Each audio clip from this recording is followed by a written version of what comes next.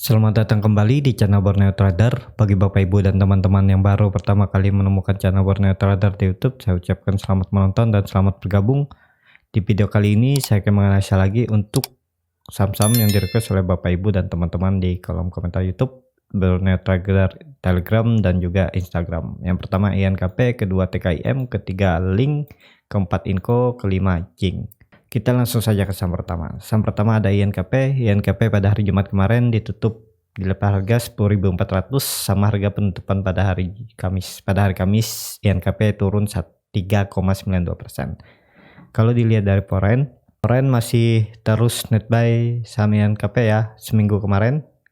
Kalau dilihat dari broker summary-nya ya biasa aja nih, cuman CS nih terlihat akumulasi di 5.000 dan tidak terdapat di top 10 seller ya. Kita langsung saja ke teknikalnya. Secara teknikal, INKP sudah membentuk higher high baru. Ini high pertama, dan kedepannya ya INKP akan membentuk swing low baru dia naik ke atas. Dan harusnya memang INKP ke atas. Minimal dia harus menguji 13.780 ini. Karena INKP sudah terkonfirmasi breakout resisten kuatnya di 9.550. Resisten yang terbentuk dari Juni 2019 ya, dia breakout dan arahnya ya ke atas. Dan Bapak Ibu bisa perhatikan juga saat koreksi ini volumenya kecil ya. Walaupun indikator MACD garis birunya sudah mendekati garis merah dan sepertinya akan membentuk dead cross. Kalau dia koreksi lagi, harusnya koreksinya ya tidak lebih dari 10.000. Dia akan membuat kemungkinan swing low di sini, atau INKP langsung naik minggu depan, langsung dia naik ya. Jadi swing low-nya di 10.400 ini bisa seperti itu. Tapi yang pastinya INKP akan mempertahankan moving average 20-nya ini karena arahnya masih ke atas ya. Jadi seperti itu untuk INKP, masih berpotensi besar ke atas ya. Bahkan bisa ke 16.000 bisa, atau balik ke harga all time high-nya di 20.000 ya. Penting dia konfirmasi dulu breakout dan juga bisa terindikasi membuat ini nah ya rounding bottom, dan ya 20.000 bisa tercapai kalau dia konfirmasi breakout dari 13.800 ini ya. Jadi seperti itu untuk INKP.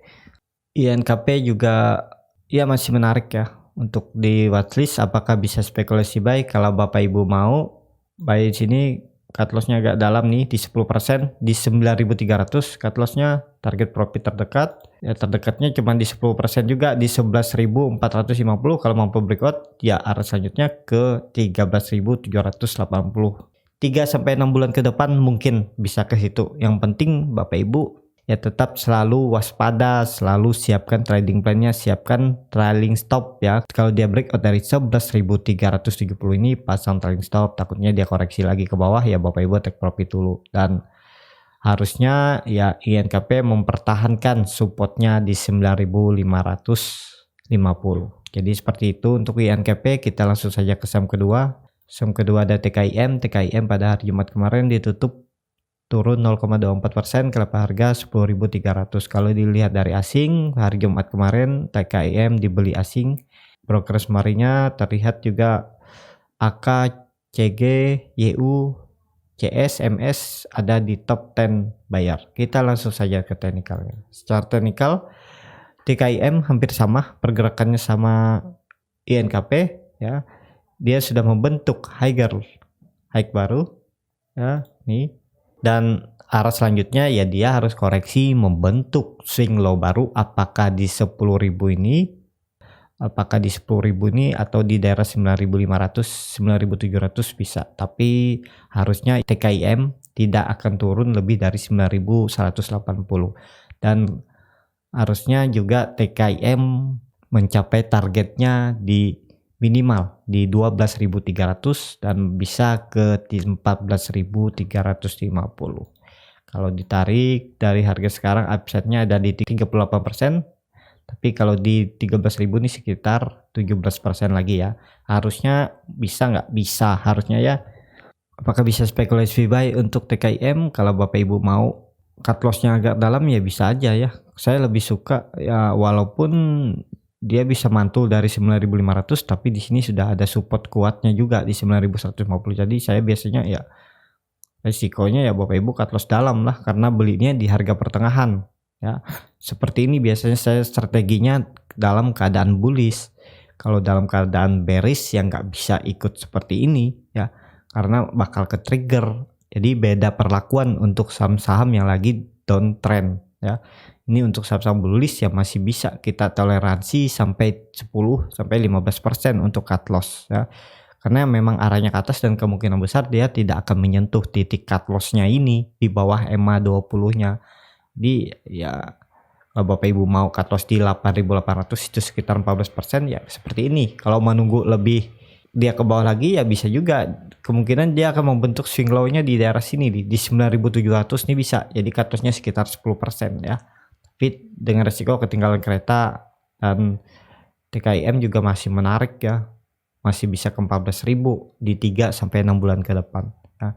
Jadi seperti itu, koreksi 3 hari beruntun juga TKIM tidak disertai volume dan belum menutup ya, belum menutup saat dia naik di tanggal 14 ini. Candle yang Bapak Ibu bisa perhatikan nih, candle ini belum ditutup dia ya, masih setengahnya. Jadi ya ada potensi hari Senin minggu depan TKIM lanjut naik ya. Kalau Bapak Ibu mau cut loss di daerah sini ya silahkan aja, sesuaikan ya. Kalau nggak mau dalam-dalam dengan resiko paling ke bawah juga cut loss ya, Bapak Ibu bisa cut loss di 9.720. Jadi seperti itu untuk TKIM. Kita langsung saja ke saham ketiga. Saham ketiga ada Link pada hari Jumat ditutup turun cukup dalam 2,19% ke harga 2.670. Dan kalau dilihat dari asing masih terus jualan saham Link ya. Kalau lihat broker kemarinnya terlihat di sini RX distribusi di 6.000 ya. Kita langsung saja ke teknikalnya. Secara teknikal Link ini menurut saya masih aman ya. Harusnya Link juga mempertahankan EMA 20-nya dan harga Link ini masih jauh di harga wajarnya ya. Harga wajarnya itu ada di 4.000 sampai 5.000 ini.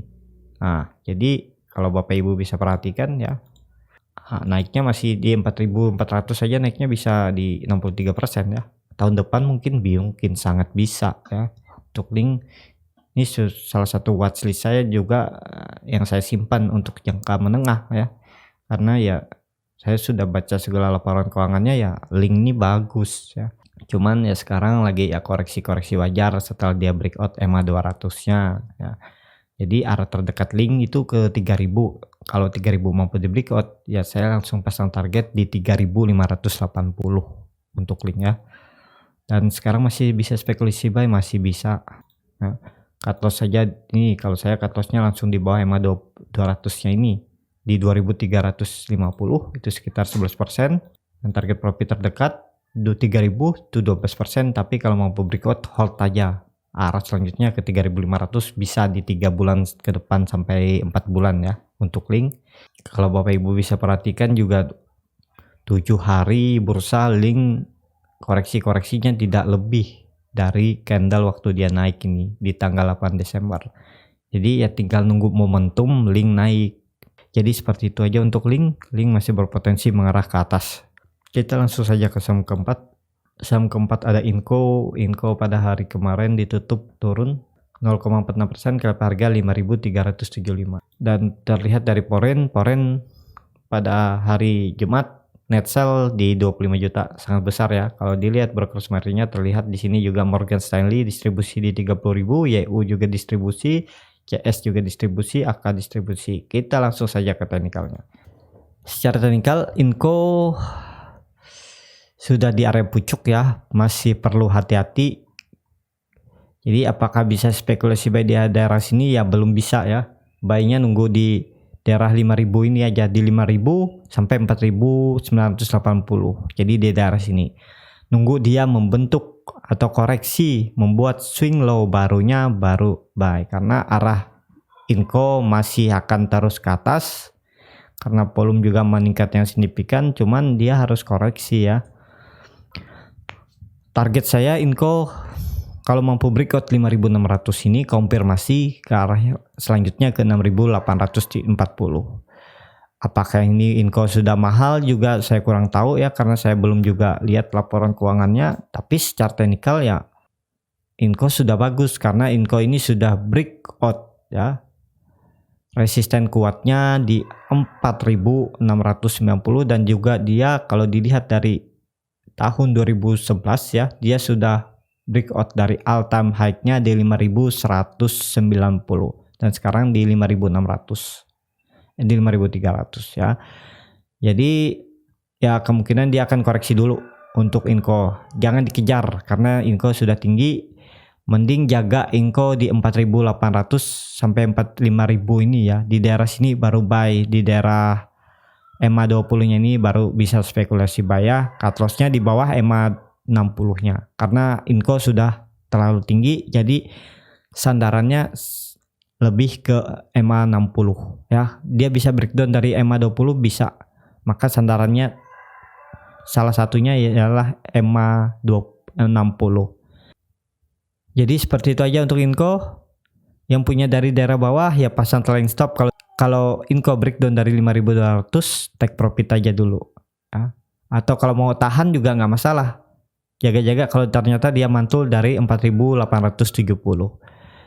Ya tergantung strategi dan profil resiko Bapak Ibu masing-masing ya.